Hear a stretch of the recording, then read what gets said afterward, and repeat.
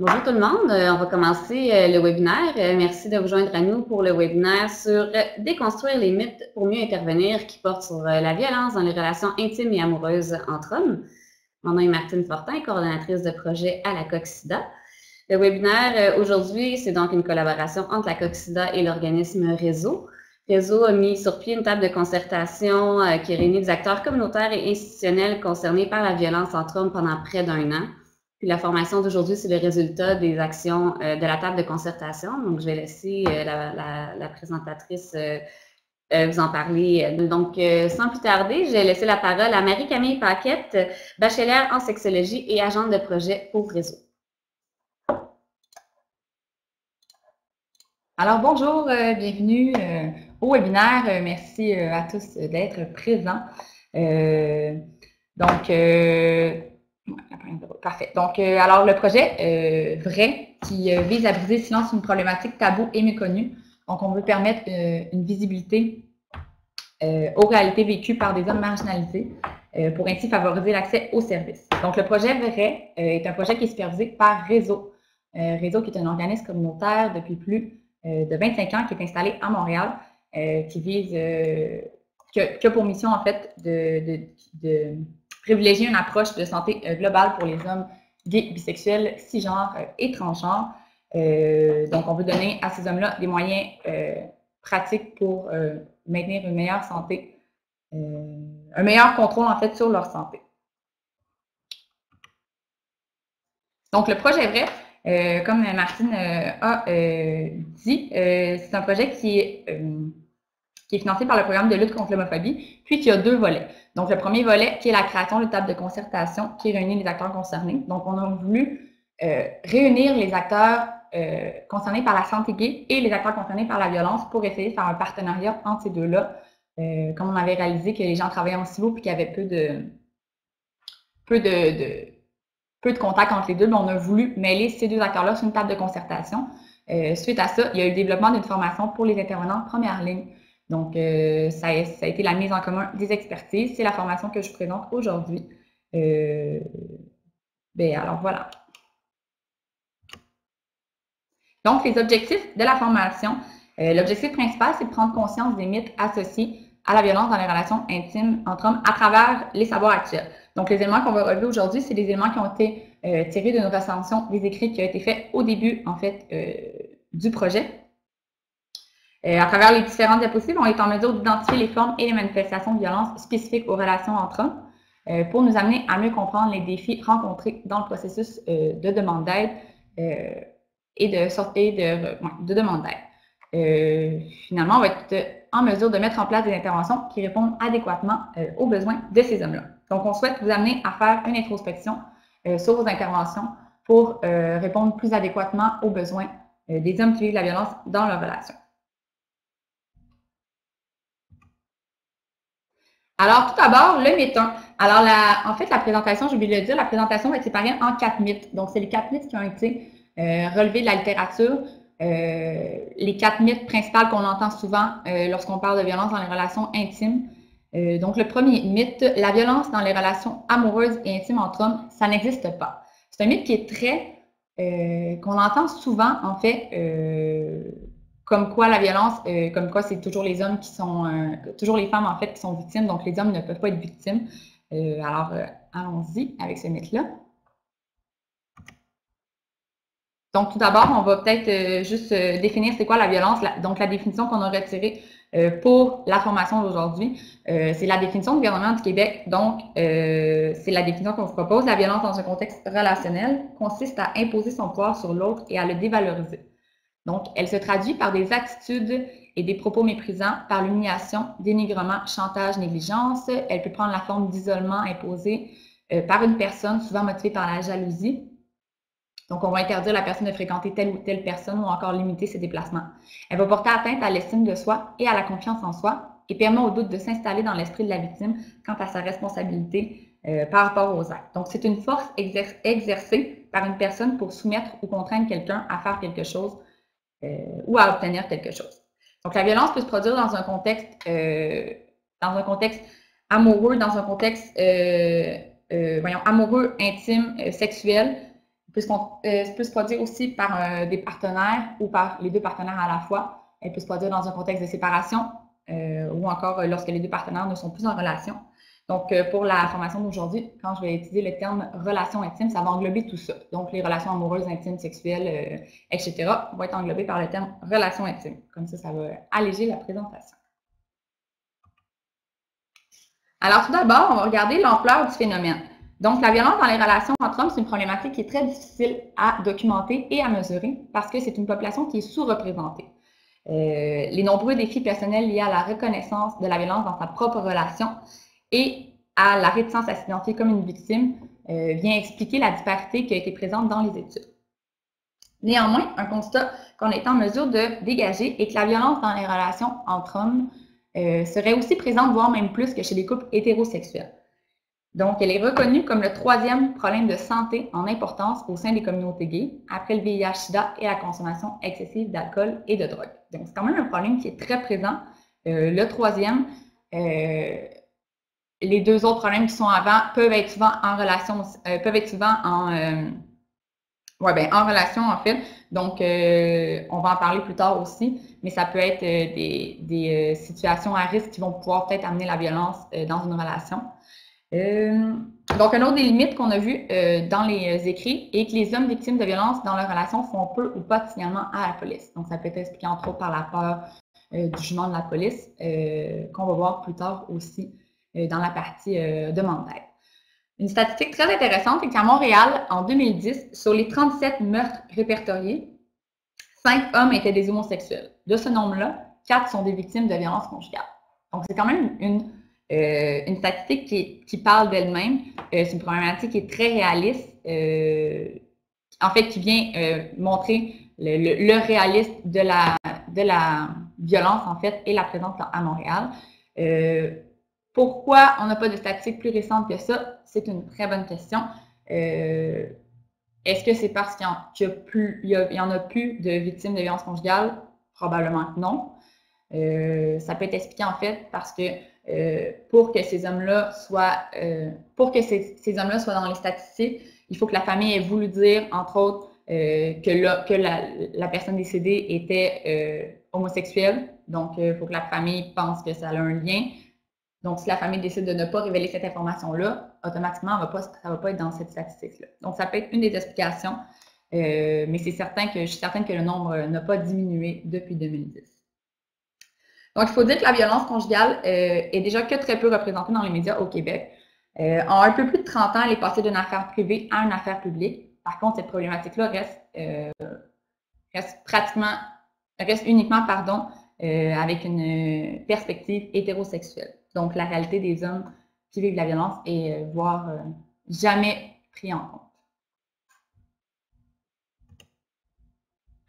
Alors, on va passer tout de suite au mythe 2. Donc, la violence dans les relations intimes est la même chez les gays que chez les hétéros. C'est un énoncé qu'on entend souvent lorsque on parle, nous, à Réseau, qu'on a un projet sur la violence. Donc, j'ai souvent entendu dire ça sert à quoi de faire quelque chose de spécifique pour eux? C'est la même chose que ce soit gay, hétéro. La violence est la même. Eh bien non, la violence n'est pas la même. C'est ce qu'on va voir. Alors, tout d'abord, il est important de distinguer c'est quoi la différence entre la chicane de couple et la violence. Donc, la ligne qui les sépare peut paraître mince, mais en distinguant les deux côtés, ça va nous amener vraiment à reconnaître à quel moment ça devient de la violence, à quel moment on sort de la chicane pour plus devenir la violence. Donc, la chicane de couple se caractérise par une argumentation alimentée par la colère. Il peut y avoir des propos ou des gestes agressifs, par contre. La violence, quant à elle, va se caractériser par des agressions intentionnelles et stratégiques qui ont pour unique but de démontrer son pouvoir. Donc, le gain recherché, ça va être surtout le désir de contrôler l'autre. On veut gagner à tout prix. Alors que du côté de la chicane, on veut gagner le débat. Il va y avoir un sujet, c'est ça qu'on veut gagner. Pour ce qui est des impacts, les impacts de la chicane de couple sont plutôt minimes. Alors que du côté de la violence, les impacts sont considérables. La victime va avoir peur des conséquences. Pour ce qui est des explications, la chicane de couple, l'explication va être en lien avec le débat. Donc, on va baser sur le différent. Alors que du côté de la violence, probablement que l'assaillant ne va pas s'expliquer ou encore il va justifier son comportement par diverses stratégies, donc déni, etc. Je vous mets un peu en contexte. Si vous êtes dans un souper avec des amis, si on voit un de nos couples d'amis qui commence à se chicaner à propos d'un sujet politique, etc., on va écouter les deux parties, puis probablement qu'on va prendre part au débat. Donc, on va prendre le côté d'un ou de l'autre pour essayer de justifier, essayer de gagner nous aussi le débat. Si on change la situation, donc c'est une situation de violence, un des hommes fait une remarque humiliante, dénigre son partenaire devant tout le monde au souper. Souvent, les gens vont se taire. On va laisser un lourd silence peser, on ne va pas vouloir intervenir, on les laisse régler leurs affaires. Par contre, après, quand on va en parler avec nos amis, on va dire « Hey, t'as-tu vu ça? Comment il s'est fait traiter? Moi, j'aurais jamais accepté ça. » Donc, c'est rare qu'on va intervenir sur le moment. Donc, c'est ça pas mal les deux différences entre chicane et violence, dans le fond, qui les différencie. Donc, à partir du moment où on a peur d'intervenir et où on n'ose pas, il faut peut-être se poser des questions, peut-être que la personne vit de la violence. Donc, pour ce qui est des formes et des manifestations de violence, ça c'est en général, donc de la violence en général. Après ça, je vais parler des violences spécifiques pour les hommes. Donc, la violence verbale qui est violente, la violence verbale et la violence psychologique sont les deux qui sont les plus difficiles à dépister. Donc, on va violence verbale, éclat de voix, cris, injures, sarcasme, insultes. Donc, l'intimidation verbale va créer de l'insécurité et de la peur chez la victime. Ça peut être des hurlements aussi. Pour ce qui est de la violence psychologique, ça va être exprimé par des propos méprisants, dénigrants, humilier la personne, on va faire du chantage. Pour ce qui est de la violence physique, c'est la plus facile à dépister, mais malheureusement, c'est souvent la dernière à se présenter. Donc, c'est avec la violence physique, l'assaillant va venir affirmer sa domination. Donc, on va venir créer la peur par la violence. Ça peut être une agression sur le corps, mais ça peut être aussi juste de frapper dans un mur à côté de ta tête puis de dire la prochaine fois, ça va être toi. Donc, on vient créer la peur chez la victime par la violence physique. Donc, la personne ne va pas avoir de séquelles sur son corps, mais elle va avoir peur justement à ce qui s'en vient, par justement avec des menaces qui vont avoir lieu. Donc, ça peut être manifesté par des coups, blessures, bousculades, brûlures, morsures. Les résultats de cette forme-là vont amener souvent la victime à faire une prise de conscience et peut-être éventuellement à demander de l'aide. Pour ce qui est de la violence sexuelle, donc ça porte atteinte à l'intégrité sexuelle de la victime. Donc, l'auteur vise à dominer l'autre sur ce qu'il y a de plus intime, donc sur son intimité. Ça peut prendre forme d'agression sexuelle, harcèlement, intimidation, brutalité, envie d'avoir des relations sexuelles également, pratiques sexuelles non désirées, viol, etc. Donc, certaines victimes vont consentir à avoir des relations sexuelles dans l'espoir de maintenir la paix et d'éviter la violence. Donc, pour calmer le jeu, ils vont accepter d'avoir certaines pratiques, même s'ils ne sont pas consentants, ils ne sont pas d'accord. Pour ce qui est de la violence économique, donc c'est un contrôle des revenus et des dépenses. Donc, on va dominer la personne en la privant de ses ressources. Donc, la victime va devenir dépendante financière. Ça peut être, je te permets d'aller faire les commissions, mais je te donne juste 20 $. Donc, on permet, mais on vient restreindre un peu les dépenses de l'autre. Donc, il y a une grosse différence entre une personne dans le couple qui contrôle les revenus ou qui gère le compte. C'est pas pareil non plus. Mais quand la personne ne peut plus faire aucun achat sans la permission, c'est là que la violence économique est présente. Donc, c'est une forme qui est quand même présente dans les couples d'hommes, surtout lorsqu'un homme est très âgé, puis est en relation avec un homme qui est plus jeune. Donc, l'homme plus jeune peut vivre chez l'homme plus âgé, il peut ne pas payer le loyer, ne pas payer ses études parce que l'homme plus âgé va payer les études. Puis finalement, après ça, l'homme plus âgé peut exercer un certain contrôle. Ou encore de l'autre côté, l'homme plus âgé qui n'est pas en état de contrôler ses revenus, donc l'homme plus jeune qui va prendre tout le contrôle de ses revenus. Tout ça semble être de l'attention, donc je prends soin de toi, je prends de tes revenus, mais finalement, s'il y a un contrôle qui est exercé, c'est une situation qui est quand même présente lorsqu'il y a une différence très importante dans les âges, dans les couples d'hommes.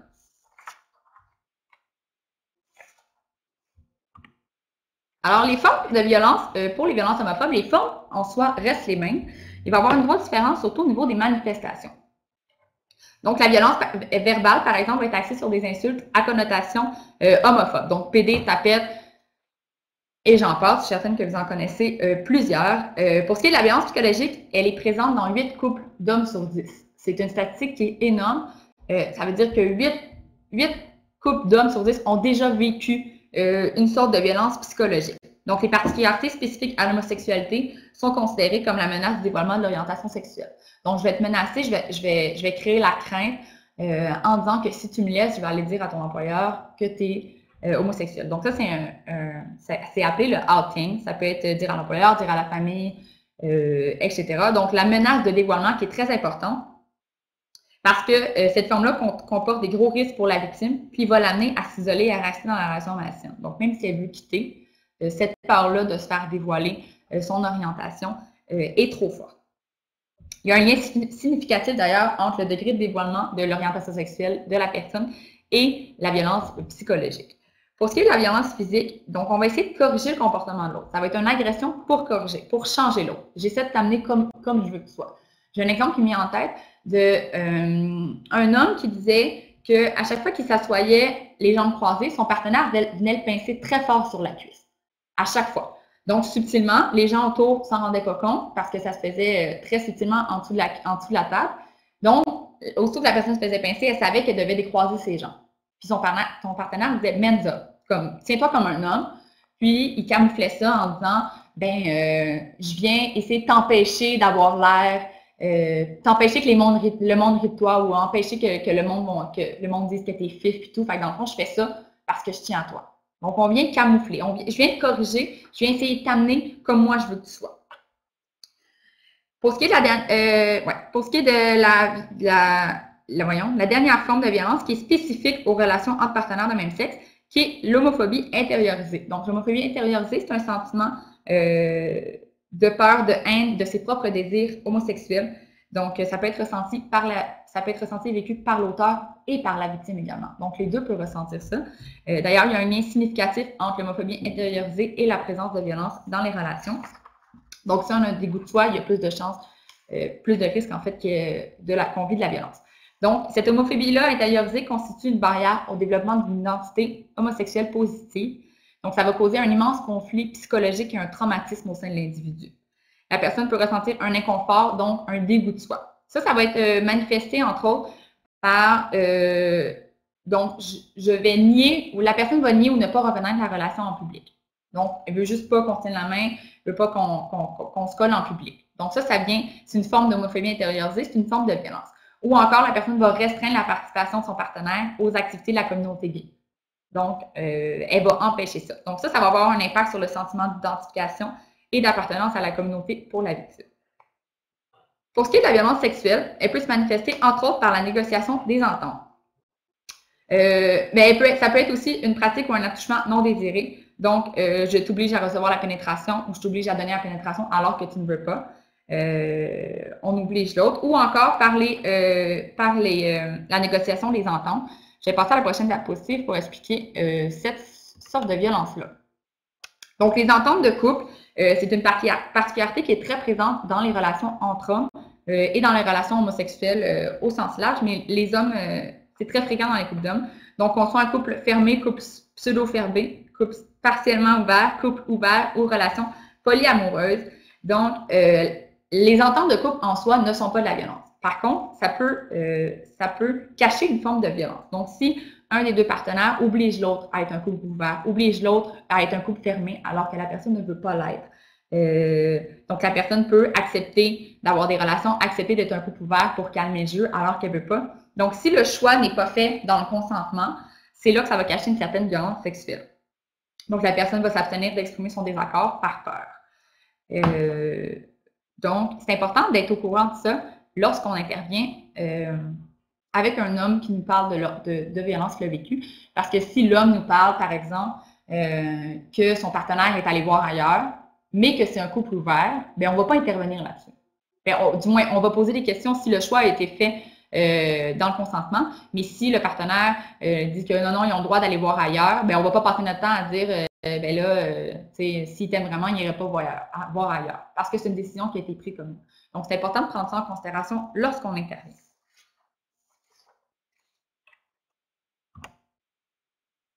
Est-ce qu'il y avait des questions? Est-ce que c'est correct? Ben, on peut voir si Ouais. les gens ont des questions, Si les les gens poser.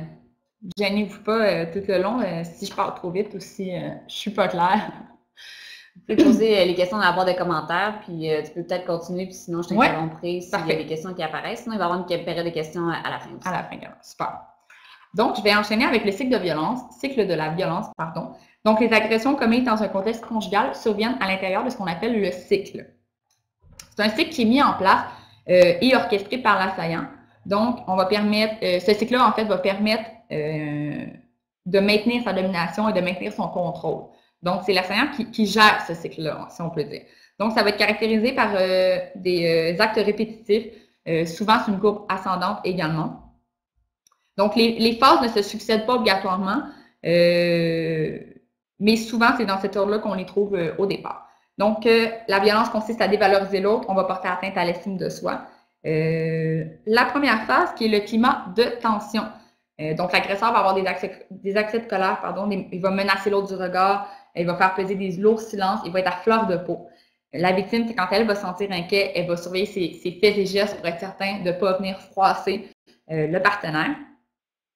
La deuxième phase, qui est la phase de l'agression, la crise, donc qui est la phase centrale. Donc, c'est là où il va y avoir la crise, donc violence sur le plan verbal, physique, sexuel, économique, psychologique. Donc, la victime va se sentir humiliée. Elle va avoir un sentiment d'incompréhension par rapport à ce qui se passe. Donc, elle ne va pas comprendre qu'est-ce qui vient de se passer. La phase 3, qui est la justification, c'est là où l'agresseur va trouver des excuses pour justifier son comportement. Donc, la victime va tenter de comprendre qu'est-ce qui s'est passé. Elle va, dans le doute, ça va l'amener peut-être même à changer la situation puis à se sentir responsable de ce qui s'est passé à cause des justifications de son partenaire. Donc, ça va modifier ses propres perceptions. Pour ce qui est de la phase 4, qui est la lune de miel ou encore la réconciliation, c'est là où l'agresseur va demander pardon. Il va parler d'aller en thérapie, il va parler de suicide. La victime, quant à elle, va décider de lui donner une autre chance puis elle va constater ses changements. Donc, si la victime vient vous parler puis vous dit « Oui, mais il a fait des efforts, il a fait des efforts, maintenant, il essaie de contrôler sa colère ou il fait partie d'un groupe de gestion de colère, ça montre qu'il fait des efforts. » La victime va être dans cette phase-là. Ou encore, si elle dit « Ah, mais pour se faire pardonner, il m'a acheté un beau collier pour me montrer qu'il m'aime avec un cœur dessus. » Donc, ça vient tout un peu montrer sur des exemples de la phase 4. Donc, le cycle se répète plusieurs fois, puis peu à peu, la dernière phase, donc la phase de lune de miel, va devenir de plus en plus courte.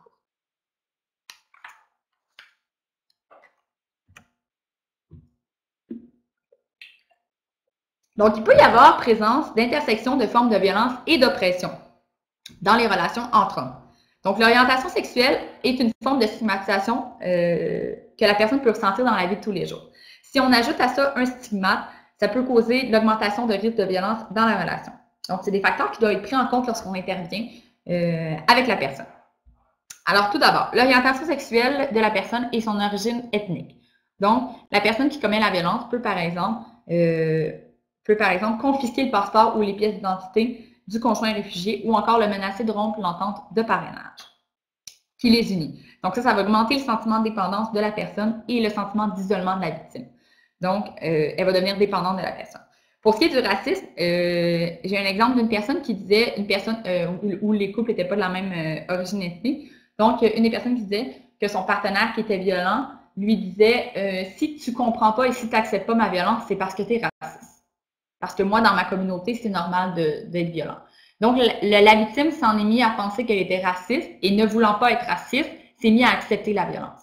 Donc, c'est une forme de manipulation qui est venue jouer sur cette facette-là de la victime, donc qui est venue entraîner ça.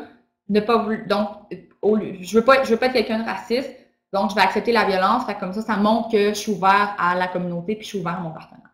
Donc, c'est une forme de manipulation puis un gros pouvoir de levier présent. Le deuxième point, l'orientation sexuelle et statut sérologique. Donc, les personnes qui vivent avec le VIH ont rapporté davantage de violence dans leurs relations intimes. Ça peut être, par exemple, l'assaillant va confisquer les médicaments de la personne, ou encore va contrôler son traitement sans le consentement de l'autre. Donc, je fais attention à toi, je veux te montrer à quel point je tiens à toi, fait que je vais contrôler ta médication pour être certain que tu la prennes comme du monde. Donc, ça va être encore une fois camouflé avec l'attention, avec l'amour.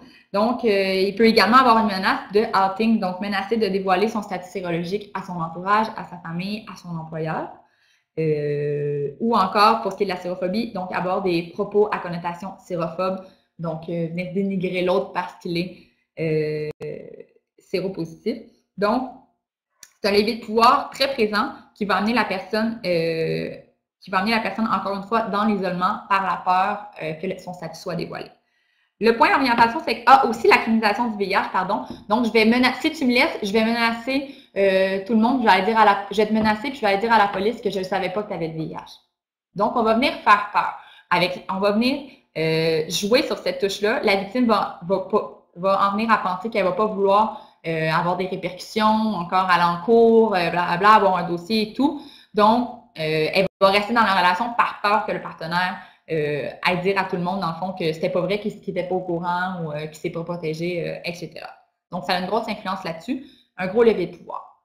Pour ce qui est de l'orientation sexuelle et parcours trans, donc, encore une fois, soit avoir des propos à connotation transphobe, donc venir dénigrer l'autre, ou encore pour ce qui est de la violence sexuelle, donc obliger le partenaire à avoir des relations sexuelles, des pratiques sexuelles qui lui rappellent son sexe d'origine.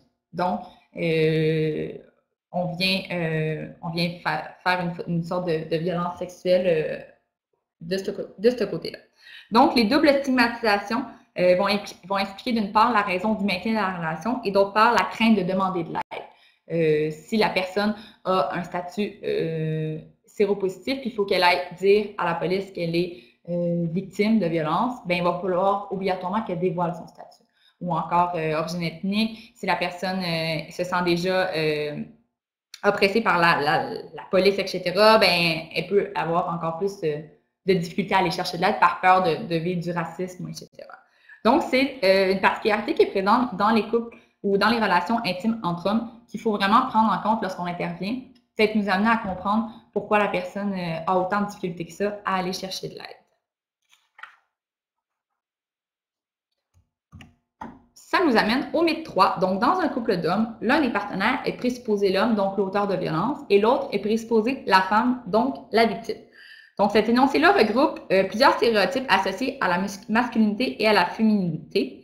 Donc, l'homme qui est le plus masculin va être automatiquement celui qui fait la violence.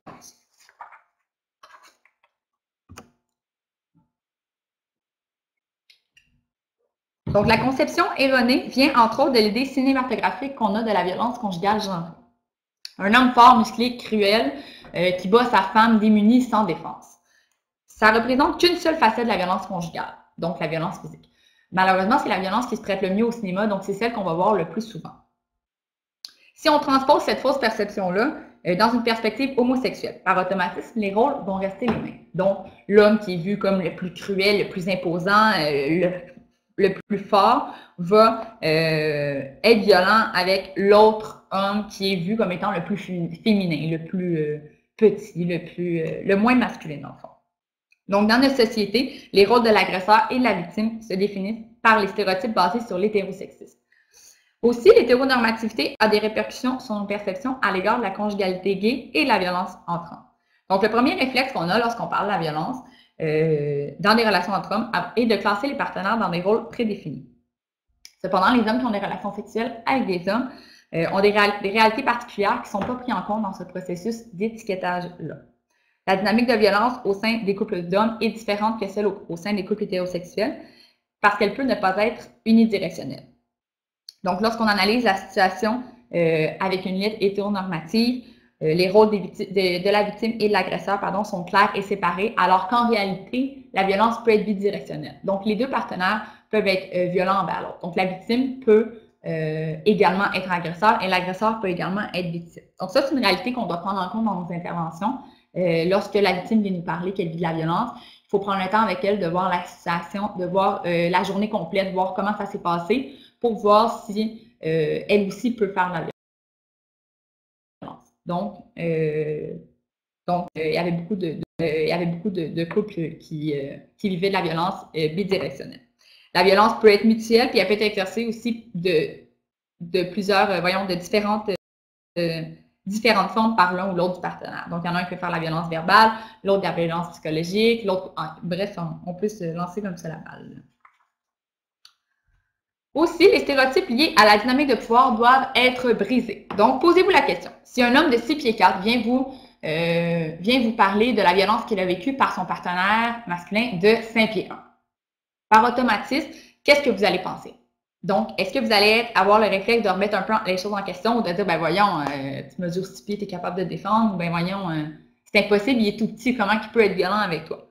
Donc ça, en fait, c'est un homme qui a raconté ça, un homme qui était très imposant, qui disait qu'il avait peur d'aller voir la police, qu'il avait peur d'aller parler de sa violence parce qu'il disait, il n'y a personne qui va me croire. Je suis super imposant, je suis musclé, je m'entraîne, mon partenaire est tout petit, il n'y a personne qui va me croire. Par contre, le partenaire qui est tout petit selon l'homme peut faire la violence psychologique à chaque jour, peut dénigrer son partenaire sans arrêt. Donc ça, c'est important de briser ce stéréotype-là aussi. L'autre idée préconçue qu'on entend souvent est que comme c'est un homme est en mesure de se défendre. Cet énoncé-là met en question la violence conjugale au sens large, en fait. Donc la question, c'est pas si la personne est capable ou pas de se défendre de la violence, mais bien si elle mérite de vivre la violence. Donc il n'y a personne qui mérite de vivre la violence. Lorsqu'on dit qu'un homme peut se défendre, encore une fois, on vient renfermer sur la violence physique. C'est dur de se défendre de la violence verbale. Donc on vient refermer le phénomène encore une fois. Donc il est important d'ouvrir nos horizons dans le discours de la violence, puis enlever cette responsabilité-là aussi à la victime. Donc, on vient encore la culpabiliser en disant, ben, tu sais, t'avais qu'à te défendre ou t'aurais pu te défendre. Donc, on vient mettre toute la responsabilité de la relation sur le dos de la victime, encore une fois. Donc, sans nécessairement le vouloir, les idées préconçues peuvent être ancrées dans notre subconscient depuis notre jeune âge. Donc, il est important d'être conscient de ça, d'en parler, d'aller chercher de l'information pour se mettre à jour et peut-être modifier nos croyances quant à la violence dans les relations entre hommes. Donc, il ne faut pas déduire quoi que ce soit quant au rôle, puis il faut être sensible au comportement et déconstruire la perception que l'homme le plus féminin va toujours être la victime.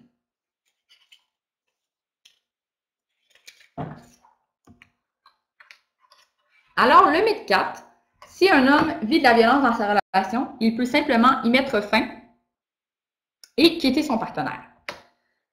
Le dernier mythe, donc, c'est un mythe qui est très répandu quand on parle de violence conjugale au sens large. Donc, même par rapport aux femmes, ben, si tu n'es pas content, tu as juste à sortir. D'ailleurs, c'est un mythe que j'ai entendu aussi, j'ai entendu des intervenants qui disaient, ben, ça fait plusieurs fois que j'interviens avec, ça fait 1 mois, 2 mois qu'il me parle de la violence qu'il vit. S'il ne veut pas s'en sortir, c'est parce qu'il doit être bien dans sa mort. Mais il n'y a personne qui est bien dans la violence. Il n'y a personne qui va aimer vivre la violence. Fait que ça, c'est un mythe qu'on va essayer de briser d'ailleurs. Donc, avec ce mythe-là, on met encore une fois beaucoup de pression sur la victime, donc beaucoup de responsabilité sur la victime. Donc, c'est de ta faute si tu restes là-dedans. Tu dois y trouver ton compte au final. Donc, il y a plusieurs raisons qui peuvent amener la personne à rester dans la violence. Avant de les explorer, je vais vous parler de la métaphore de la grenouille pour bien vous aider à avoir une des raisons du maintien de la violence. Donc, l'escalade de la violence. Dans la photo, on voit une grenouille dans un chaudron d'eau bouillante. Si on met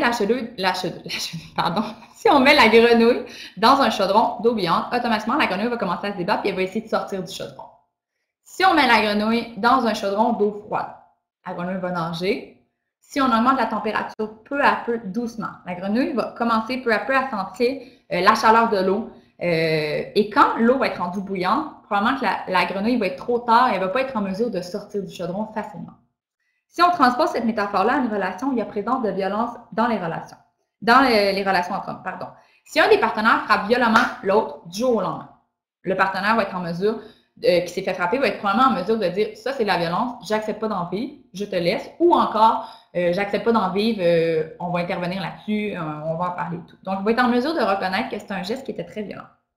Dans l'autre cas, si la violence commence par être psychologique, verbale, s'étend sur une durée d'1 an, lorsque la violence va être, dans le fond, peu à peu, l'emprise va augmenter, puis lorsque la violence va devenir physique, la personne va probablement être trop ankylosée pour sortir de la relation. Donc, pour reconnaître que ça, c'était la violence, parce que ça fait déjà un bon bout qu'elle en fait. Donc, cette métaphore-là illustre bien une des difficultés qui est présente lorsqu'on parle de des raisons du maintien de la relation. Donc, quand on parle que la victime peut s'en sortir par elle-même. Probablement que si ça fait longtemps qu'elle est là-dedans, elle est trop ankylosée pour en sortir, elle ne va pas être en mesure de le faire seule.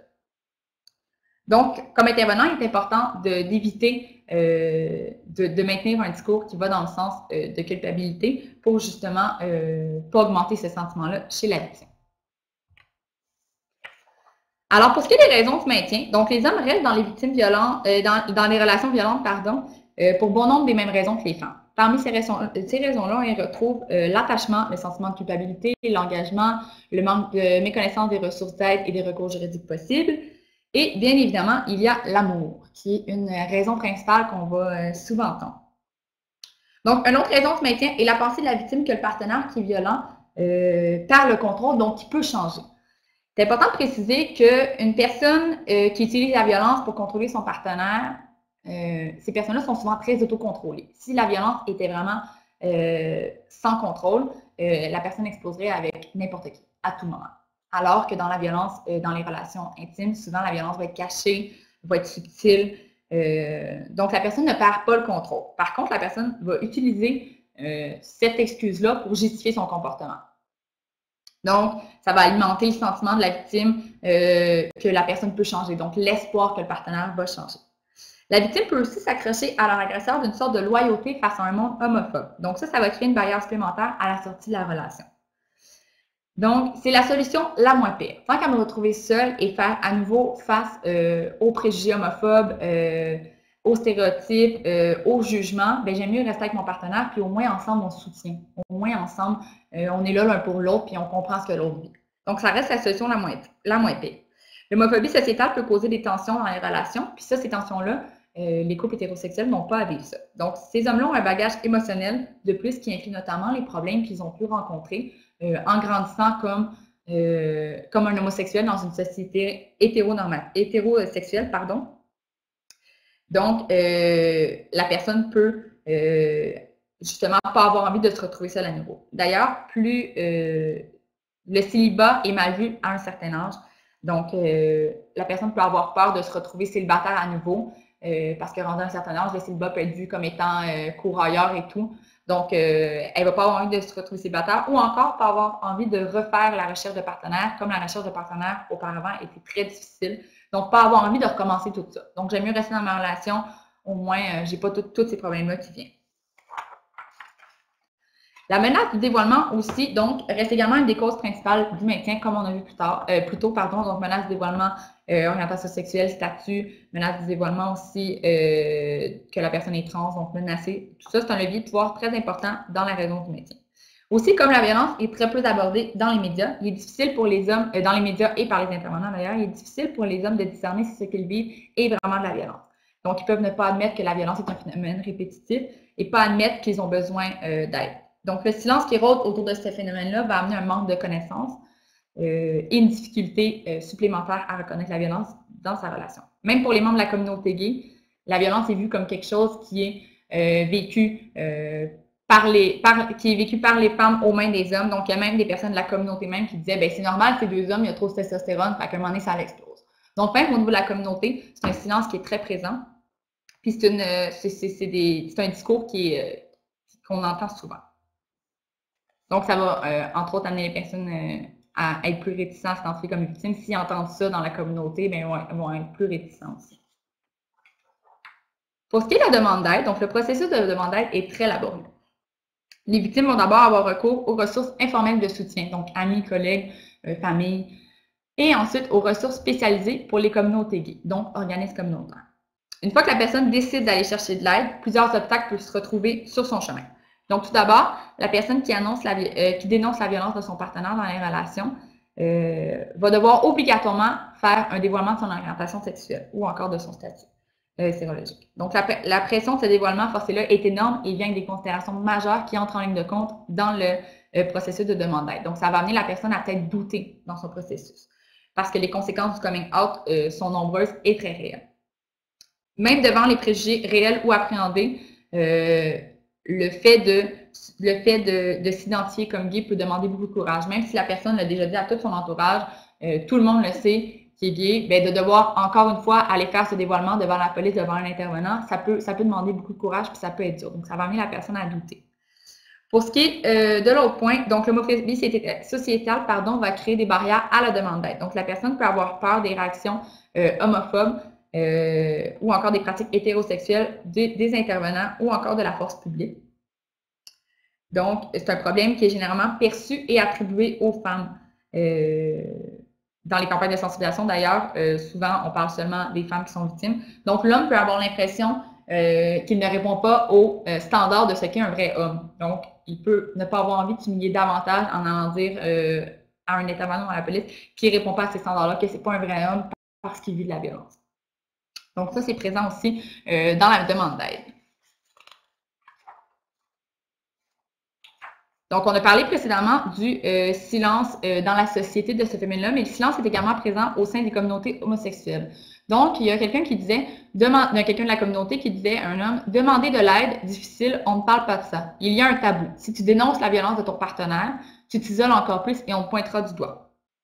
Donc, le silence est même présent dans la communauté. Les communautés sont tissées très serrées, et ça peut être un couteau à double tranchant. Donc, la communauté peut servir de support, de soutien. Ça peut être une ressource d'aide aussi, mais il peut y avoir un manque au niveau de l'anonymat. Donc, l'isolement peut en émerger puisqu'il peut y avoir des rumeurs qui vont circuler comme quoi toi, tu vis de la violence ou comme quoi tu es allé stouler ton partenaire.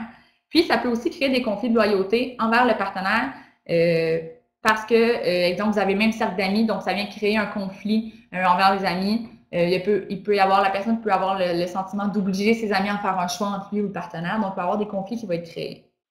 Donc, il faut retenir de tout ça que la peur de ne pas être compris, de ne pas être cru, d'être confronté à des stéréotypes vont constituer des obstacles à la demande d'aide.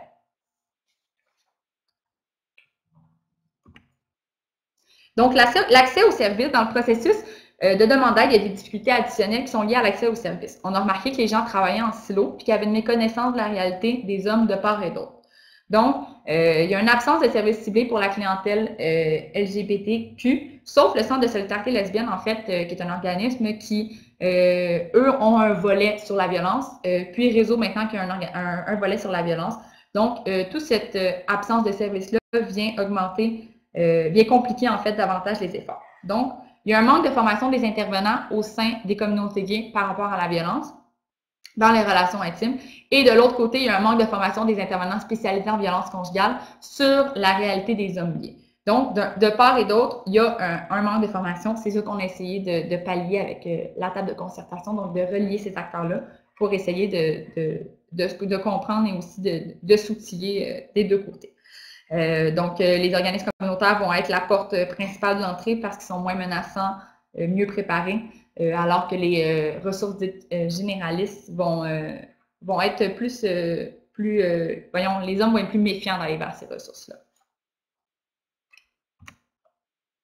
Donc, la dernière partie, c'est... est-ce qu'il y avait une question? Ou... Non, c'est tout. Super, oui, c'est parfait. Donc, la dernière partie, qui est la partie croustillante, la plus importante en intervention. Donc, comment intervenir?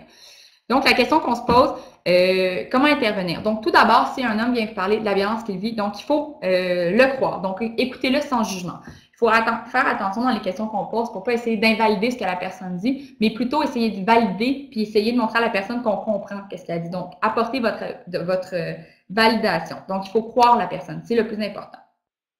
Offrez-lui votre soutien aussi parce que la personne est n'a peut-être plus rien dans sa vie, elle est peut-être éloignée de sa famille, éloignée de ses amis. Donc, le soutien que vous allez lui apporter va être primordial dans son processus de demande d'aide. Il faut assurer aussi que ces interventions sont dénuées de tout jugement préconçu sur la violence.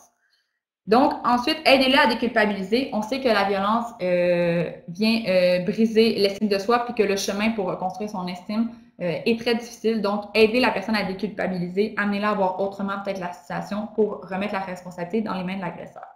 Ensuite, respecter son rythme et ses choix. Donc, le choix revient à la personne.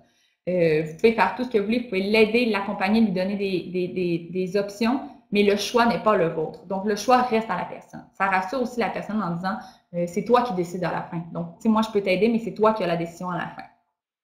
Puis, ça vient enlever aussi votre sentiment de se dire coudonc, j'ai tout essayé. Donc, vous êtes là pour l'aider, pour l'accompagner, mais pas pour choisir à sa place. Assurer sa sécurité, donc peut-être avoir un plan de sécurité avec, conseiller à la personne d'avoir ses pièces d'identité, son argent, d'en parler à quelqu'un, d'avoir un code en message texte pour dire si, exemple, la violence revient, donc pour se protéger. Puis, si notre service n'est pas adapté, référez vers un service qui est adapté. Donc, pas juste donner le numéro de téléphone à la personne, mais peut-être être avec elle quand elle va appeler ou encore lui donner un contact dans un organisme précis pour référer vers un meilleur service. Donc, n'oubliez pas que l'indifférence perpétue la violence, donc il faut en parler, il faut en parler, il faut contrer les préjugés en donnant notre opinion et c'est ça. Et puis finalement, les ressources. Donc, il y a plusieurs ressources qui sont disponibles. Ressources en santé gay, il y a Réseau, il y a Gay Écoute, les ressources régionales, ARSA. Donc, si c'est une personne qui est en région, bien, le référer à la ressource régionale pour les hommes qui ont des relations sexuelles avec des hommes. En violence et détresse des hommes, SOS violence conjugale, service d'aide aux conjoints, à cœur d'homme, CAVAC, SPVM, SQ, etc. J'ai un petit outil ici qui a été fait pour l'organisme, dans le fond, qui est une carte disponible en français et en anglais. C'est une carte qui s'adresse aux hommes qui ont des relations amoureuses et intimes avec d'autres hommes. Donc, c'est une carte qui est disponible avec Réseau. Donc, vous avez juste à m'écrire à mon courriel après. On l'a en français et en anglais. On va pouvoir l'acheminer ou donner aux organismes. Puis, c'est une carte qu'on remet aux hommes qui est disponible aux hommes avec toutes les ressources décrites également à l'intérieur. Et voilà. Merci beaucoup. C'est super intéressant, super dynamique, très clair. Je vous invite à poser vos questions dans la barre des commentaires pendant que moi, j'en ai quelques-unes pour toi. Tu as dit quelque chose qui m'a interpellée, puis oui, ça existe, la violence bidirectionnelle, mais puis de voir avec la personne comme, pas l'horaire de la journée, mais les événements de la journée, mais comment faire ça sans, parce que la victime va se sentir responsable de la violence, qu'elle l'a peut-être entraînée, donc là, après ça, d'aller identifier, mais toi, tu as fait ça, fait que si, tu sais, comment ça marche? Et c'est une très bonne question. Le but de ça n'est pas d'identifier, de venir accuser la victime, mais peut-être plus de comprendre la relation, puis comprendre le pattern entre les deux pour venir amener nos interventions plus spécifiquement. Donc, de venir pas dévictimiser la victime un peu, mais prendre le temps en demandant comment la journée s'est passée. Des fois, la personne peut se sentir mal et dire, ben là, je te l'ai déjà expliqué, il m'a frappé, oui, mais je veux vraiment plus comprendre pourquoi il a fait ça. Donc, on vient expliquer notre question avec la compréhension. Donc, je comprends ce que tu vis, mais je veux vraiment comprendre tout ce qui s'est passé. Donc, après ça, si la personne, on se rend compte qu'elle est victime, qu'elle a des comportements violents aussi, bien, on va pouvoir la référer vers un service qui donne, comme je pense à service d'aide au conjoint exactement, qui donne un service aux personnes qui ont des comportements violents et aux personnes qui sont victimes aussi de violence. Donc, ça va l'amener peut-être à référer vers un service plus adapté. Okay. Aussi, je voulais juste ajouter, en fait, pour les personnes qui sont victimes d'agressions sexuelles, autant les hommes que les femmes, il y a une ressource communautaire qui est le Centre d'aide pour les victimes d'agressions sexuelles de Montréal, mais qui a une ligne d'aide provinciale. Donc, c'est autant pour les hommes, les femmes victimes de violences sexuelles. C'est une ligne qui est disponible 24/7, bilingue à travers la province avec un numéro, c'est 1-888-933-9007 pendant qu'on est là. Donc, si jamais il y a moyen aussi, si vous êtes intervenant et que vous voulez avoir des outils par rapport à la violence sexuelle, mais il y a moyen de les contacter aussi. D'ailleurs, je vais se compléter en disant, ici, on a référé les organismes, on n'avait pas le choix de faire une sélection, mais si vous allez sur le site de Réseau dans l'onglet violence, il va y avoir tous les organismes à travers le Québec, donc notamment cet organisme-là. Donc, tous les autres organismes sont présents aussi. Patrick, c'est la ligne ressources provinciale pour les victimes d'agressions sexuelles. Tu peux aller sur, ou je peux vous l'envoyer dans le courriel aussi plus spécifiquement, là, mais c'est le Centre pour les victimes d'agressions sexuelles de Montréal, donc cvasm.org, si je ne me trompe pas. Donc, tu vas pouvoir trouver les informations là-dessus.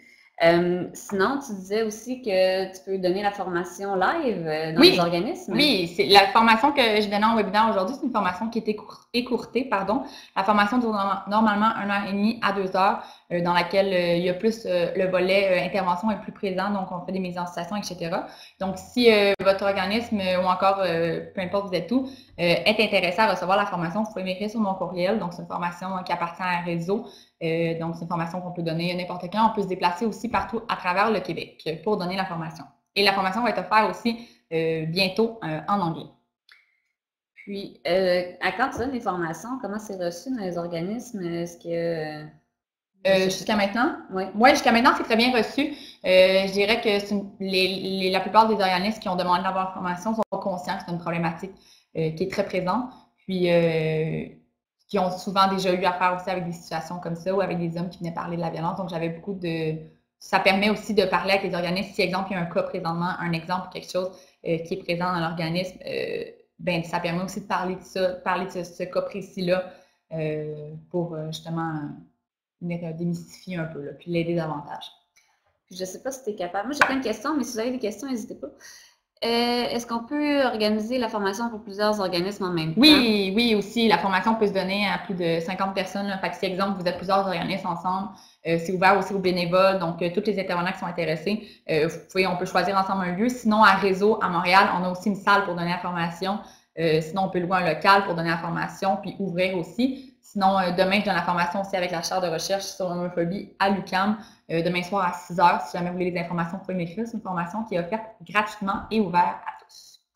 Ben écoute, le BRIS qui est sur la Côte-Nord, qui Oui! est intéressé si jamais tu vas à la Sept-Îles. Ben oui! J'avais une autre question, puis ça m'est sorti de la tête. Mais oui, je réponds à Marie-Hélène. Il n'y a pas de date limite, donc la formation, ça reste une formation de réseau. Donc, si c'est en septembre, si c'est l'année prochaine, il n'y a pas de date limite, il faut juste écrire dans le fond pour pouvoir organiser un moment, mais il n'y a pas de date limite pour recevoir la formation. Je ne sais pas si tu vas être capable de répondre à la question, mais tu sais, est-ce que vous êtes... Parce qu'il y a un protocole, tu sais, quand la police intervient en situation de violence conjugale, tu sais, que l'homme va être mis plus en accusation directement. Est-ce que tu sais s'il y a un protocole pour les couples gays? Je ne peux pas répondre à cette question-là. Par contre, sur la table de concertation, on a Marc-Claude Larocque qui travaille à la SPVM dans le quartier du village, dans le fond, qui, elle, a pu beaucoup apporter son expertise du point de vue policier, donc de l'autre côté. Puis qui expliquait qu'il y avait quand même une sensibilité plus élevée du côté pour les policiers du village, parce qu'ils font quand même souvent affaire à ces choses-là, à cette situation-là en fait. Mais pour le reste, c'est une très bonne question. Okay. Est-ce que tu vas être amené à donner l'information à des policiers? C'est très difficile.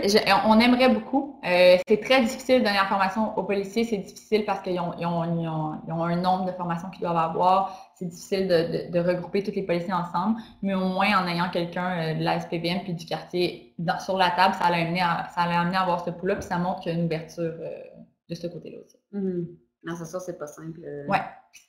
Peut-être on regarde pour la donner auprès des futurs policiers. Ça serait plus facile. Oui. Puis, est-ce que, tu sais, tu as donné dans les ressources SOS violence conjugale, puis je suis surprise parce que souvent, on pense plus que sur leur site web, c'est plus inscrit par rapport aux femmes victimes, mais donc, il y a aussi les hommes victimes à travers le Québec? Oui, il y a aussi les hommes victimes à travers le Québec. SOS violence conjugale était également sur la table de concertation. Donc, ils sont aussi intéressés et ouverts à cette réalité-là. Donc, oui, c'est un organisme qui reste une porte d'entrée aussi pour les victimes de violence. Puis SOS violence conjugale, est-ce que tu peux juste en parler un peu? En fait, c'est plus une base de données par rapport aux maisons d'hébergement? SOS violence conjugale, non. En fait, dans la ressource sur la page avant, j'ai mis c'est un centre d'écoute et de renseignement, donc il y a une ligne d'écoute aussi 24 heures sur 24, 7 jours sur 7. Puis, eux sont outillés après pour tout ce qui est recours juridique, toutes les questions, dans le fond. Donc, si les personnes ont juste des questions aussi, ils peuvent appeler là. Puis, c'est un centre de renseignement aussi. Donc, pour ce qui est de maison d'hébergement, ces choses-là, ils sont tous outillés pour avoir ça. Malheureusement, il n'y a pas de centre, à ma connaissance, il n'y a pas de centre d'hébergement pour les hommes qui sont victimes de violences au Québec. Donc, c'est plus difficile, mais peut-être voir avec les centres d'hébergement pour hommes, mais encore là, il y en a très peu, mais c'est sûr que c'est un manque qu'il y a au Québec, mais encore là, on est de plus en plus ouvert à ça, puis plein d'autres projets qui s'en viennent sur la violence aussi dans les relations entre hommes, donc on s'en va, il faut en parler pour briser le silence.